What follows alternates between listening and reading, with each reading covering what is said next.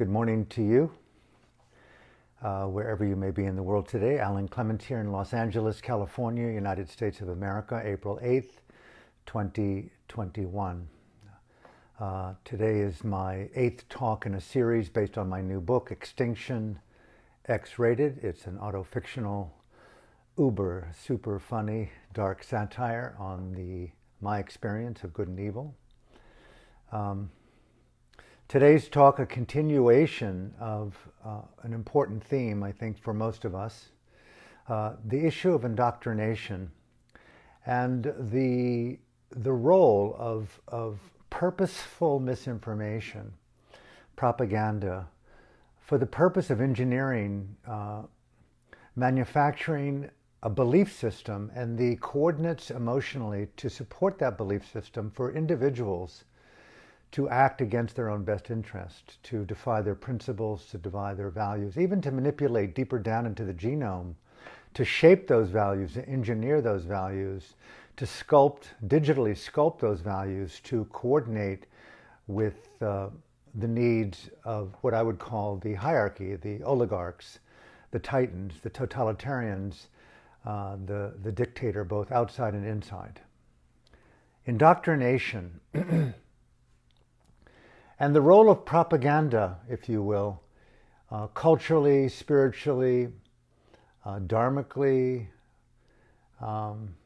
socially, and how we begin to unknowingly find our lives conforming to these belief systems so that we act out through the propaganda and the lie.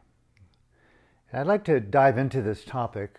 It's central to a number of books that I've written. Instinct for Freedom, back in 2003. Then in 2011, a book called A Future to Believe in, 108 reflections on the art and activism of freedom. And today, the first few days of the release of my new book, Extinction, X-rated. May I encourage you to get it? It's worldwide on Amazon. I wish it were other places, and maybe it will be. Welcome today, April 8th, 2021. You know, I was thinking before sitting here, just the moments of my life. I like to speak extemporaneously and just an unprepared, unplanned, uncensored dive into the soul with you. So thank you for participating in this communion, this mutuality, this Ubuntufication, to use a South African term, of I cannot be who I am without you, and on a more pro-present level, I become who I wish to explore with you.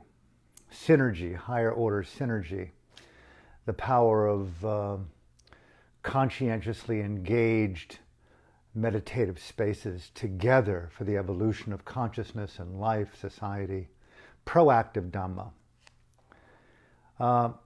And central to today's sharing, to further bring forth the key theme, which is freedom and human liberty, cognitively, physically, culturally, in context to circumstances, to crises, and how to both know the mind, own the constituents of consciousness most responsible for keeping the mind both free of distortions, if you will, propaganda, fear, greed, anger, all these states of mind that contract human consciousness and the body and often create disease, both physical and psychological and deeper in emotional realms.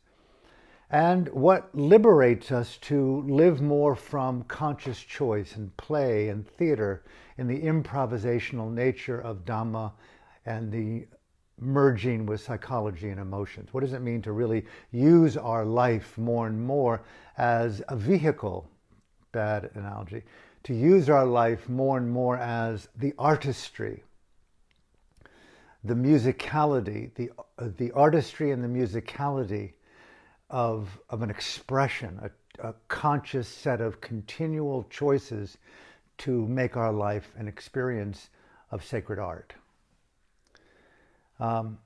which I'm very fond of using the spoken word, the physical spoken word, the existential spoken word, the combination of interior information and intelligences being used creatively and artistically for the betterment of self and other, and hopefully for the future of freedom. So nice to have you today.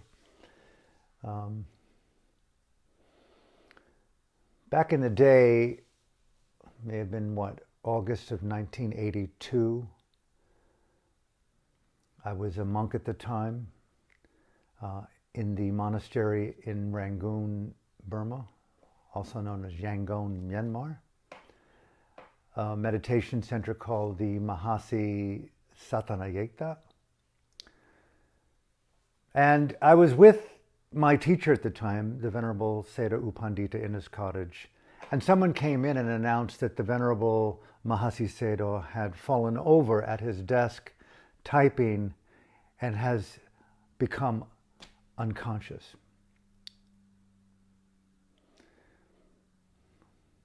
A week later, the Venerable Sayadaw passed away. His body was placed in the downstairs greeting room of his residence in the monastery. And over the course of the following week, I think close to 500,000 people braved the monsoon rains in a long, silent line for many kilometers of 1, 2, 3, 4, even 5 abreast, to walk slowly around the body of the late Venerable Mahasi Sayadaw and pay their respects to this great Dhamma giant, this meditation teacher. For many of you know, he, with Mingun Sayadaw, were the two primary bhikkhus at the 6th Great Buddhist Council that was brought forth by the Prime Minister of Burma, U Nu, one of the founders of the monastery where Mahasi Sayadaw taught, where I lived as a monk briefly. And he had the role of the chief questioner. And he, in my imagination and what I've read, asked questions to the Tipitaka Darja, the Mingun Sayadaw, in front of many thousands of other Sangha members over the course of months and years, to bring out the salient meaning of the Dhamma teachings attributed to the Buddha, found within what's known as the Tipitaka, in the Pali Buddhist language, 11,000 pages of discourse, of Abhidhamma, psychology, and Vinaya, the rules of conduct for the bhikkhunis, the nuns, and for the bhikkhus, the monks. These three baskets of the Tipitaka. And it's said that Mingun Sayadaw, the Tipitaka Darja, one of the two leading monks that led the great 6th Buddhist Council, that Mahasi Sayadaw was one of them, Mingun Sayadaw had memorized the entire 11,000 pages of the Pali Canon verbatim over the course of nearly three and a half decades. I was also blessed to have met him, but Mahasi Sayadaw was the chief questioner. I think that's so important for me in my ongoing evolution of keeping high the radiance of human liberty. Okay, pause. Burma today, Myanmar today, is undergoing a dramatic, violent, convulsive, ongoing campaign of violence and terror, but what's informing that campaign of violence and terror is the attempt to obliterate freedom and liberty in any way that I respect, or the people of Burma respect, or the freedom-loving people of the world respect, a campaign to obliterate freedom. And I think it's important for us to really know what's at stake there.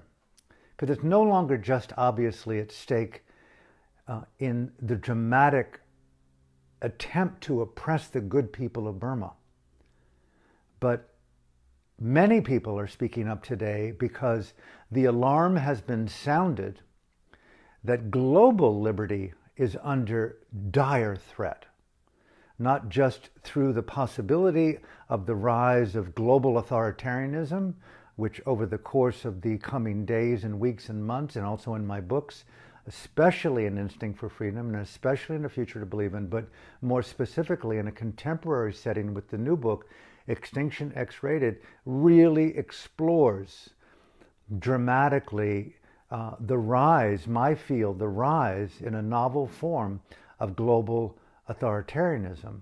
The conscious, deliberate narrative.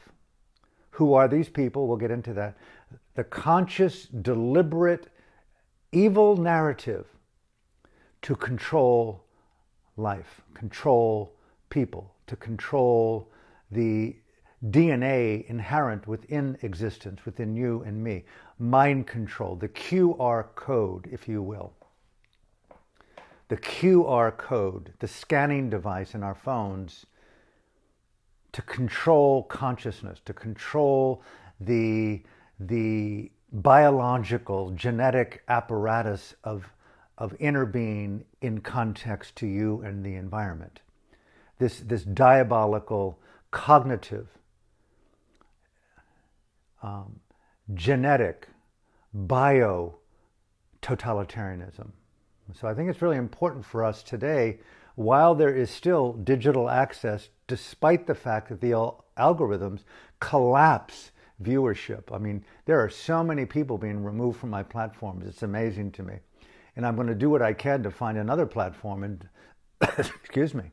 But the deliberate narrowing of followers, of viewers, it's kind of mind-boggling, but it doesn't matter. I'm just going to keep doing what I'm going to do and just trust that you and I are going to connect in the way that we connect, to keep alive in our own humble way, our most radical way, the radiance of freedom, because it's no longer just happening in Burma, but it's important to tie Burma in with what's happening in Canada, Australia, the EU, America, Germany, South America, Australia.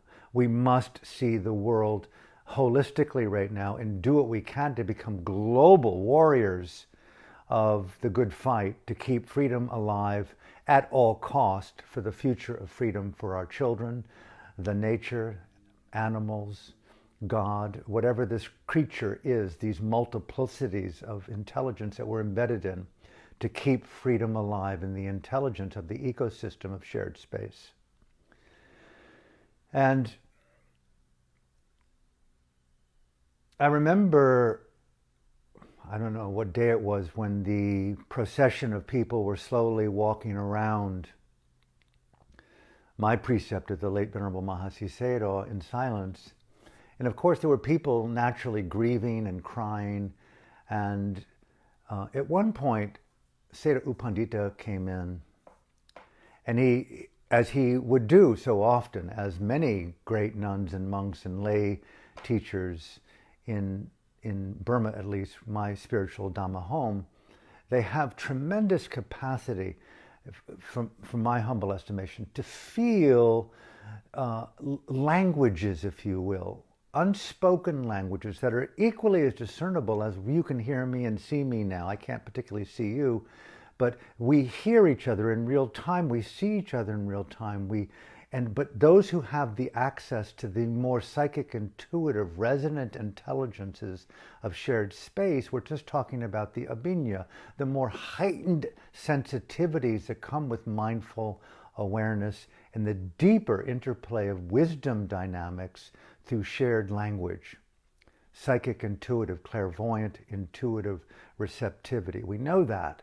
Well, Sayadaw Uphandita was very fond of employing deep sensitivity to hear the language of the subconscious. I really admired that about him, and helping to learn, for those who were blessed to be near him, how to also access the more instinctual, auditory, vibrational sources of imprint, shared information that are in simultaneity with you and me right now. And so he's feeling, and I could hear him in his own mind, and he's inviting the audience of people walking by This is one of the first times I really heard this word. He encouraged them in his own humble, beautifully compassionate way. Do remember, O lay followers of Dhamma. The Mahasi Sayadaw here, lying down, dedicated his life to his Dhamma work, the overcoming of kilesa.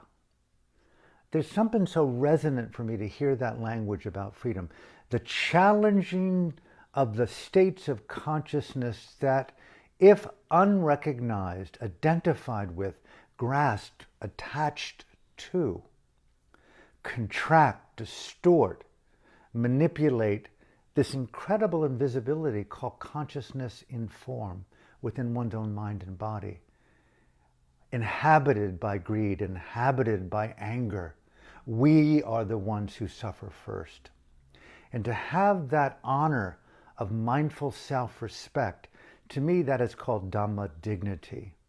The ability, the desire, the finesse, the poetry, the music, the intimacy, the eroticism of an awakening to one's own self-responsibility, to hold in one's own accountability. I refuse to participate as much as humanly possible in that which denigrates me and that which denigrates you. So beautiful. Namaste in the Sanskrit word. I honor the Dhamma in you as the Dhamma in me, pointing to radical self-responsibility. These are freedom fighters, and it's the opposite of the individual consumed or obsessed with or deluded by the meme of dictatorship, totalitarianism, which again is not just the absence of freedom, it's the epic fusion with oppression to find freedom elsewhere and to oppress it, to kill it, to terrorize it, to create whatever's possible not to do what you think is right based upon creativity, upon dreaming, upon love, upon liberty, intellectual, physical, sexual, emotional, financial expressions of joy, of beauty, of kindness, of adventure, of wonderment, of art, of literature, of dance, of music, of mutual peaceful coexistence. Remember, we talk about tyranny, we talk about evil, we talk about totalitarianism, we talk about the march of dictatorship, the oppression in cultures, North Korea, South Korea, China, Vietnam, America, blacks, South Africa, Burma, Vietnam, Timor, Indonesia, Pol Pot, Iraq, Libya. Look at all the configurations. It's the epic battle, not just of good and evil, but of those men and those women, those religious institutions with weapons, mind and matter. They try to oppress. They're fearful of intimacy. They're fearful of novelty. They're fearful of art. They're fearful of creativity. They're fearful of the feminine, the diversity of being. They can't hold complexity. And so they want to kill it, squash it, terrorize it, put it out, whack-a-mole it, put it into a jail, torture it, remove any vestige of passion from it. The terror of novelty, the terror of freedom. Where that comes from in one's being, I don't know exactly, but around that body of Mahasi Sayadaw, Sayadaw Uphandita, reminded people the Sayadaw did his Dhamma work. Self-responsible decades of his life, to the overcoming, to the challenging, to the self-responsible inclusion of owning, transforming his own relationship to kilesa, to self-generated states of suffering, namely greed, anger, and delusion, fear, impatience, righteousness, violence, all the various ways that we unknowingly contort, oppress, and how easy it is to normalize the pornography of oppression. How easy it is to normalize non-consensual intimacy. It may seem like an anathema. Non-consensual violence, oppression, the normalization of stupidity, the normalization of pornography, the normalization of violence. We think that it's appropriate. And we're in this dynamic today, for the first time in my lifetime, really has it been this tangible, this discernible, that the violence in Burma with the totalitarian epic evil empire of the Masak, Ming Online and the State Administration Council, the acronym of Burma's Taliban with Saddam Hussein and Bin Laden and Pol Pot now, it's just the dark cloaking, the terror of freedom. I dare you to dream. And it's gone global. And I do believe what happened in Hong Kong with the oppression, the deliberate oppression and terror, incarceration and torture of the freedom-loving democratic activist of Hong Kong now, all but lost on the world stage. The terror of freedom, of liberty. And it's going global. I can see it in our universities. I can see it in our schools. I hear about it in our theaters, in our comedy clubs. I hear it in our elementary schools. I see it online. Cancellation, cancellation, cancellation, vilification, demonization. We don't even know anymore who's on the side of love and who's on the side of tyranny. And all of a sudden you find yourself gone, canceled digitally down the memory hole, a book deal, a film deal. You're vilified online. No hope of resurrection. You are now forgotten from digital time. We are in the war of freedom with the Fourth Reich. And then, said Uphandita, this is the word. He said, we must hear, as the people were proceeding around the Venerable Sayadaw's body, quite an epic moment, we must keep alive the quality of Sanvega. This is another word that was very new to me, but it's become very much a part of my heart over the years. It's so many ways to understand its meaning and the fidelity as an experience. But to me, it's the state of mind, a configuration of states of mind with heightened immediacy. You know, like when you really want something so badly, whether it be love or intimacy or food or shelter or bathing or whatever it may be, urgency. Sanvega has an unwillingness to wait, but a heightened regard for intelligent engagement and effectiveness of the approach. So you're not blinded by the passions of the ego and greed or fear, headlong into the fire regardless. It's not just, at all.